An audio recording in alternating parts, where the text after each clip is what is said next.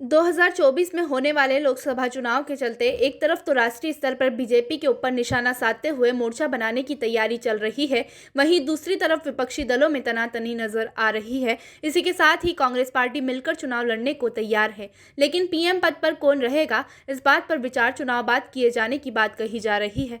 अगले साल होने वाले लोकसभा चुनाव के लिए भारतीय जनता पार्टी ने हर स्तर पर तैयारियां शुरू कर दी है, लेकिन चुनाव के करीब आने के साथ ही विपक्षी पार्टी का मिशन नजदीक पूरा नहीं होता दिखाई दे रहा है। साथ ही तेलंगाना के सीएम चंद्रशेखर राव तीसरे मोर्चे की कोशिश में लगे हुए हैं। इसमें उनके साथ अन्य नेता भी शामिल है। बिखरता हुआ विपक्षी दल। राष्ट्रीय स्तर पर कांग्रेस विपक्षी दलों के साथ हाथ मिलाने की बेजोड़ कोशिश में है, तो वहीं विपक्षी दल अपने अनुसार चीजों को करता हुआ नजर आ रहा है।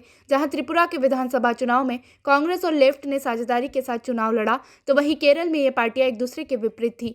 कांग्रेस का मानना है कि आने वाले लोकसभा चुनाव में कांग्रेस द्वारा संचालित गुटबंदी की सरकार बनेगी, परंतु इससे पहले विपक्षी पार्टी में मिलाप जरूरी है। बीजेपी के खिलाफ मोर्चे में ममता बनर्जी एक मजबूत नाम थी, लेकिन कुछ दिनों पहले ही उन्होंने कांग्रेस के साथ किए जाने वाले इस गठबंधन से इनकार कर दिया और कहा कि टीएमसी अकेले ही लड़ेगी। ऐसे में अगर विपक्ष ही डगमगाएगा तो बीजेपी के खिलाफ इस मोर्चे की असफलता को कोई नहीं रोक सकता।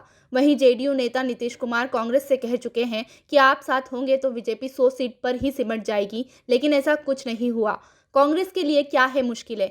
कांग्रेस पार्टी जानती है कि राष्ट्रीय स्तर पर बीजेपी को वही टक्कर दे सकती है, इसीलिए सभी विपक्षी पार्टियों के साथ गठबंधन के लिए कांग्रेस मिशन नजदीक चला रही है। इसके तहत पार्टी का उद्देश्य अलग अलग दल बनाकर जो पार्टी जहां मजबूत है वहां बीजेपी को मात देना है। भारत जोड़ो यात्रा की जबरदस्त सफलता के बाद पार्टी के कुछ नेताओं द्वारा राहुल गांधी को उम्मीदवार बता दिया गया है, परंतु लगातार हार के बाद अब पार्टी किसी भी तरह की रिस्क लेने को तैयार नहीं है। इसीलिए पार्टी ने विपक्ष के सामने यह बात रखी है कि हम साथ चुनाव लड़कर नतीजों के बाद पीएम का चयन करेंगे। ऐसी ही और वीडियोस देखने के लिए चैनल को सब्सक्राइब करना न भूलें।